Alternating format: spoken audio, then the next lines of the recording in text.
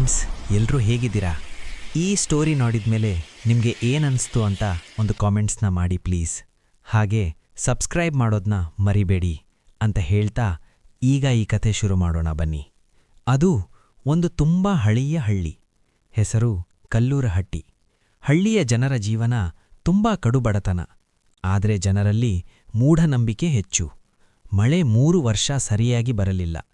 ಬೆಳೆ ಒಣಗಿತು. ಹಳ್ಳಿಯ ಬಾವಿಗಳು ನೀರಿಲ್ಲದೆ ಬತ್ತಿ ಹೋದವು.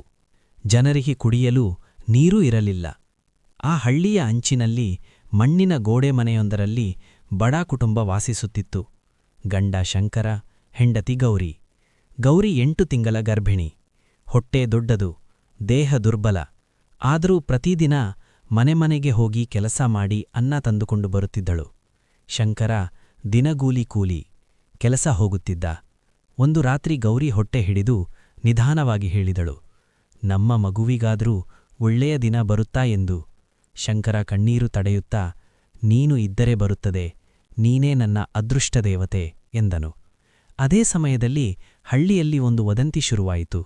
ಹಳೆಯ ದೇವರ ಬಾವಿ ಒಣಗಿರುವುದು ದೇವಿಯ ಕೋಪದಿಂದ ಎಂದು. ಊರಿನ ಪೂಜಾರಿ ಹನುಮಂತಯ್ಯ ಒಂದು ಸಭೆ ಕರೆದ. ಅವನ ಧ್ವನಿ ಭಯ ಹುಟ್ಟಿಸುವಂತಿತ್ತು. ಈ ಬಾರಿ ಸಾಮಾನ್ಯ ಪೂಜೆ ಸಾಲದು, ಜೀವ ಬಲಿಬೇಕು. ಗರ್ಭಿಣಿಯ ಜೀವ, 2 ಜೀವ, ಆಗ ದೇವಿ ತೃಪ್ತಿಯಾಗ್ತಾಳೆ. ಜನ ಬೆಚ್ಚಿಬಿದ್ದರು. ಕೆಲವರು ವಿರೋಧಿಸಿದರು. ಆದರೆ ಬರ, ಹಸಿವು, ಭಯ ಜನರನ್ನು ಕ್ರೂರರನ್ನಾಗಿಸಿತು.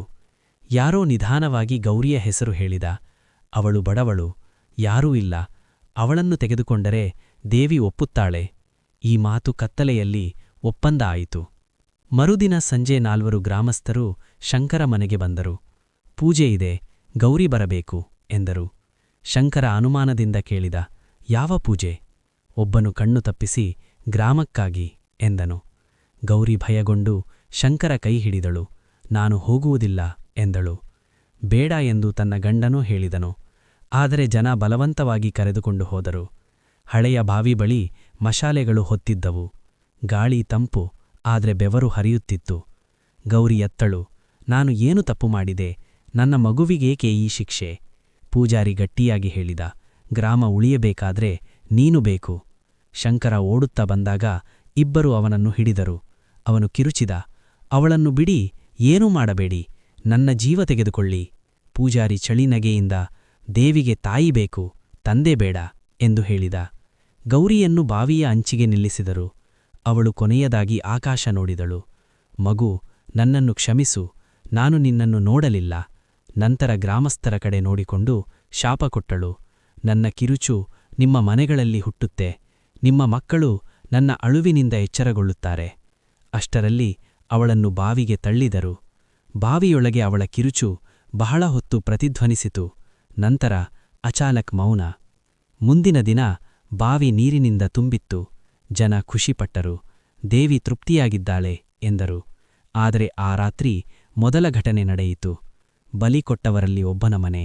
ಮಧ್ಯರಾತ್ರಿ ಅವನ ಹೆಂಡತಿ ಎದ್ದು ಕೂಗಿದಳು, ಮಗು ಯಾರನ್ನೋ ನೋಡುತ್ತಿದೆ, ಯಾರ ಜೊತೆಗೋ ಮಾತನಾಡುತ್ತಿದೆ.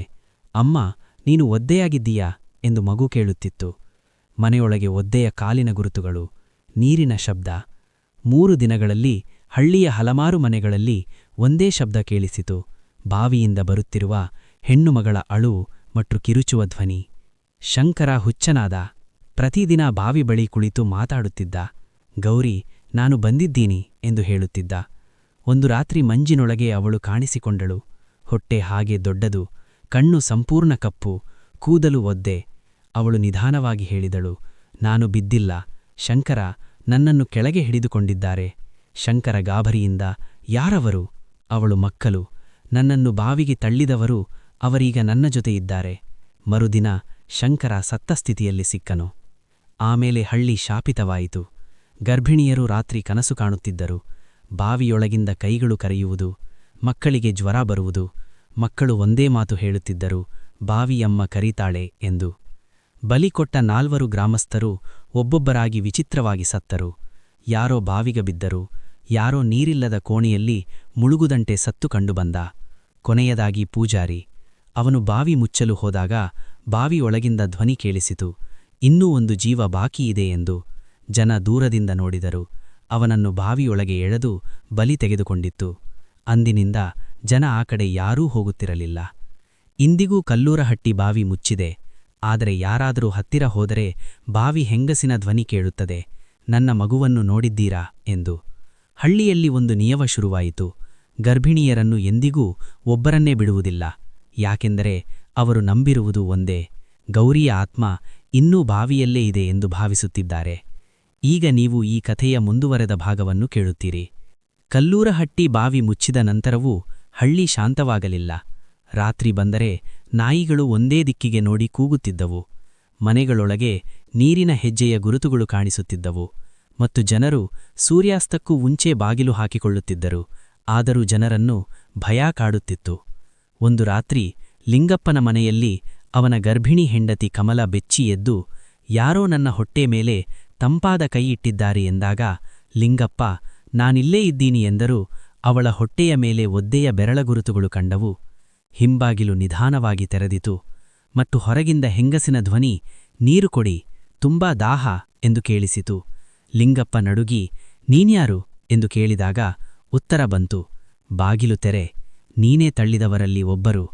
ಅವನು ಅಳುತ್ತಾ, ನಾನು ತಳ್ಳಲಿಲ್ಲ, ಹಿಡಿದಿದ್ದೆ ಎಂದಾಗ ಆ ಧ್ವನಿ ಒಡೆದ ನಗೆಯೊಂದಿಗೆ, ಹಿಡಿದ ಕೈ ಕೂಡ ಪಾಪದಲ್ಲೇ ಬರುತ್ತದೆ ಎಂದಳು. ಬೆಳಗ್ಗೆ ಬಾಗಿಲು ಮುಂದೆ ಶವವಾಗಿ ಪತ್ತೆಯಾದರು. ಕೆಲ ದಿನಗಳ ನಂತರ ರಿಟೈರ್ಡ್ ಪೊಲೀಸ್ ದೇವರಾಜ್ ಹಳ್ಳಿಗೆ ಬರುತ್ತಾನೆ. ಇಲ್ಲಿ ದೇವಿ ಕತೆ ಬೇಡ, ಸತ್ಯ ಹೇಳಿ ಎಂದು ಗ್ರಾಮಸ್ಥರನ್ನು ಪ್ರಶ್ನಿಸಿದರೂ ಎಲ್ಲರೂ ಮೌನವಾಗಿದ್ದರು. ಆಗ ಗಾಳಿ ದೀಪ ಆರಿಸಿ ಕತ್ತಲಲ್ಲಿ ಧ್ವನಿ ಮೂಡಿತು, ತೆರೆ, ನಾನಿನ್ನೂ ಕೆಳಗೆ ಇದ್ದೀನಿ ಎಂದು. ದೇವರಾಜ್ ಶಾಂತವಾಗಿ, ಗೌರಿ, ನಿನಗೆ ನ್ಯಾಯ ಬೇಕಾ ಎಂದಾಗ ಅವಳಿಂದ ಮೃದುವಾಗಿ, ಬೇಕು ಎಂದು ಉತ್ತರ ಬಂತು. ಮರುದಿನ ಬಾವಿಕಲ್ಲು ತೆಗೆಯುತ್ತಂತೆ ದುರ್ವಾಸನೆ ಏರಿತು. ಗೋಡೆಗಳಲ್ಲಿ ಗಿರಿದ ಗುರುತುಗಳು ಕಾಣಿಸಿದವು. ನೀರು ಸ್ವತಃ ಅಲುಗಾಡತೊಡಗಿತು. ಒಂದು ಹುಡುಗ, ಸಾರ್, ಯಾರೋ ಒಳಗೆ ಉಸಿರಾಡುತ್ತಿದ್ದಾರೆ ಎಂದಾಗ ದೇವರಾಜ್ ಟಾರ್ಚ್ ಹಾಕಿ, ನಿನ್ನನ್ನು ತಳ್ಳಿದವರ ಹೆಸರು ಹೇಳು ಎಂದನು.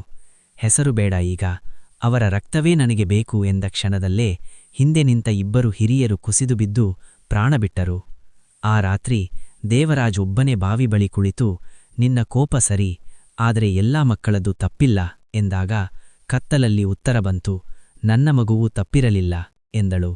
ನನ್ನ ಎಲುಬುಗಳು ಇನ್ನೂ ಕೆಳಗೆ ಸಿಲುಕಿವೆ, ತಾಯಿಯ ದೇಹ ಹೊರಗೆ ಬರಬೇಕು, ತನ್ನ ಆತ್ಮಕ್ಕೆ ಆಗ ಶಾಂತಿ ಸಿಗುತ್ತದೆ ಎಂದು ಹೇಳಿ ತನ್ನ ಶಾಪವನ್ನು ಶಾಂತಗೊಳಿಸಿದಳು.